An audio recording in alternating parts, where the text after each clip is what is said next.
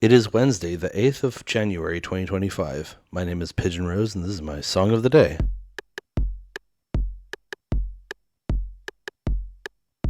Today, we're talking about Biffy Clyro again. I think we've talked about a few Biffy Clyro songs here now. And today we're talking about another song from Only Revolutions, which is the same album as many of Horror that we talked about before. That song is God and Satan. This was the last single released from the album. And it was one that I was initially kind of mixed on because it's a softer acoustic-y one. But as I grew older and more mature, and I grew to love these kinds of songs. I mean, it's nowhere near my favorite Biffy Clyro song, but I still really like it. It's a great song. And it's certainly a fan favorite, I think. Quite popular. The music video was played on Q a lot. Hey kids, remember Q? No, you don't.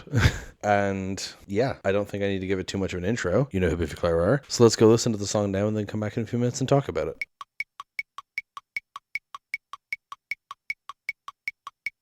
And that was God and Satan by Biffy Clyro. So, I do like how this is one of those songs that starts with just acoustic guitar and vocals, and then as it goes on, other instruments come in. You get the drums, you get the strings, and backing vocals as well. But it never becomes like a big rocking song out of nowhere. It's just like, it picks up some steam, and I enjoy that. Apparently, also, Gary Lightbody does backing vocals in this from Snow Patrol. You remember I talked about Set the Fire to the Third Bar. I didn't know that before. I would assume that's him going like the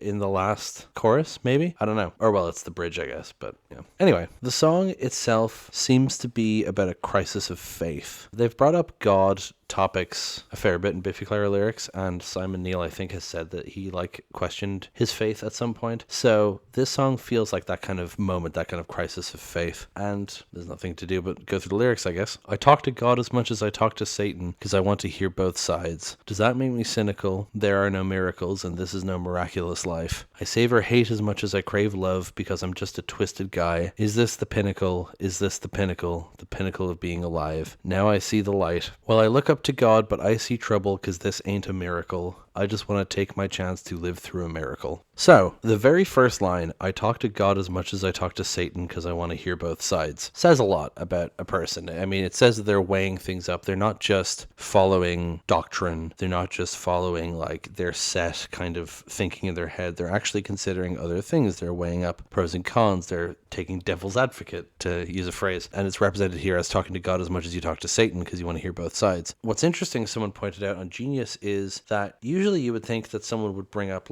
I talk to Satan as much as I talk to God, implying that God is the normal person to talk to more. But this line, the phrasing of it implies that he talks to Satan more, and he's bringing up that he also talks to God, which is very interesting.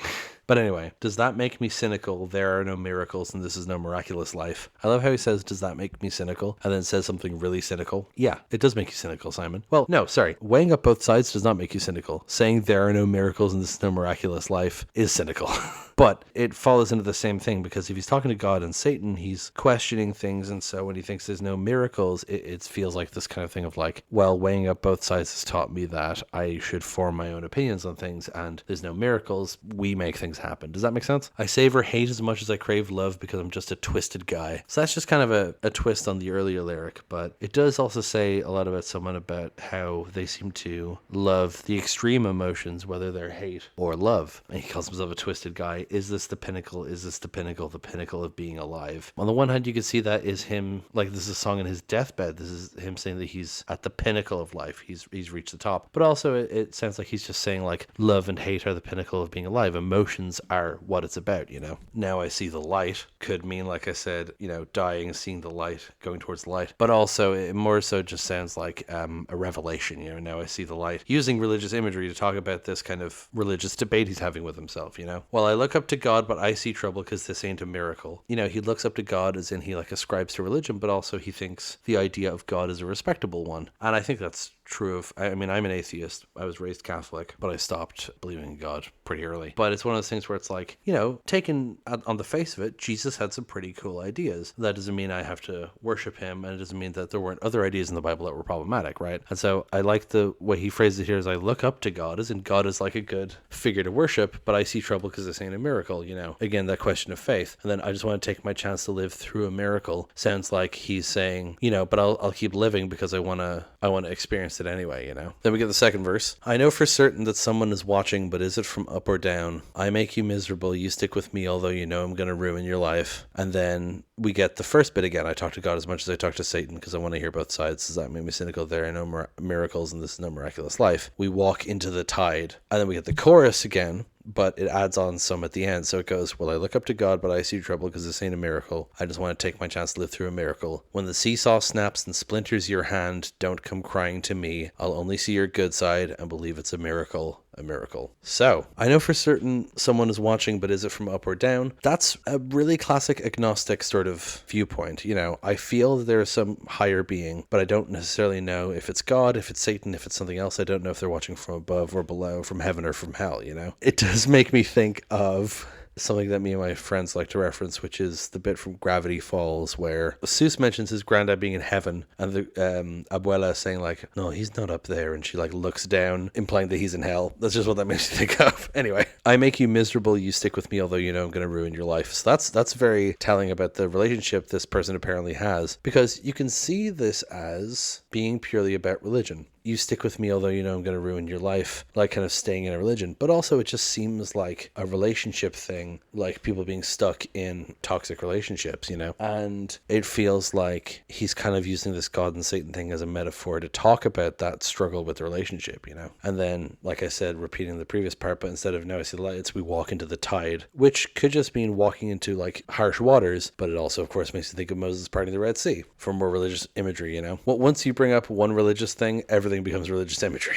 Well, I look up to God, but I see trouble because this ain't a miracle. I just want to take my chance to live through a miracle. When the seesaw snaps and splinters your hand, don't come crying to me. I'll only see your good side and believe it's a miracle. So again, this sounds like he's talking about like only seeing someone's good side and believing it's a miracle. Like this love is the only thing that he believes in, but it's toxic, like he says earlier. When something bad happens, he says he'll only see their good side, you know? And then we get the bridge to outro the song, which is, I slap the water and watch the fish dance to the ripples of us. We're just dull blue duds, blinking eyes encased in rust. This ain't a miracle. This ain't a miracle. This ain't a miracle. This ain't a miracle. I don't know if there's, well, apart from maybe Bon Iver, but like, I don't know if there's a song where I understand so little about it and yet I love it so much, because I really love these lyrics and it's hard for me to parse them a bit. I mean, I slap the water and watch the fish dance to the ripples of us. You know, talking about literally making waves in the water. We're just dull blue duds, blinking eyes encased in rust. And then this ain't a miracle. It sounds like he's saying we are just like insignificant beings on earth, kind of like 2 Week World last week. We're insignificant beings on earth and it's not a miracle, but we are still like, we're still making an impact. The fish are dancing to the ripples of us. Like this is a demonstration. It's not a miracle. That doesn't mean it's bad or not meaningful, you know? So it feels like he's tying in this religious debate into this kind of relationship question. And I just think that's very interesting. I don't know if that's everyone's interpretation of it, but that's how I read it, you know? And that's pretty much it for that song. I don't think I have anything else to say. Thank you so much for listening. Please hit like, hit subscribe, leave a comment down below. Tell me what you think. Tell other people about this show. Thank you so much for listening, and I will talk to you tomorrow. Break it down.